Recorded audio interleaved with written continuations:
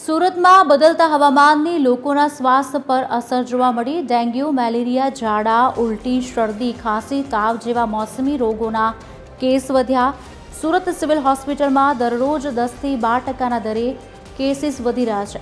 વરસાદ ચાલુ રહેશે તો આગામી દિવસોમાં વધુ રોગચાળો વકરવાની ભીતિ। 12 દિવસમાં સુરતમાં ઝાડા, ઉલટી અને તાવથી બાળકો સહિત 10ના મોત। जून महीनाમાં નવી સિવિલ હોસ્પિટલમાં 223 મેલેરિયાના દર્દી દાખલ થયા। 113 ડેન્ગ્યુ સહિત મોસમી રોગના કુલ 733 દર્દીઓ દાખલ થયા। મચ્છરજન્ય રોગો મેલેરિયા અને ડેન્ગ્યુ ઉપરાંત હેપેટાઇટિસ, ટાઇફોઇડના કેસ વધ્યા। કમળો અને તીવ્ર ગેસ્ટ્રો તેમજ ત્વચાના રોગના કેસમાં વધારો।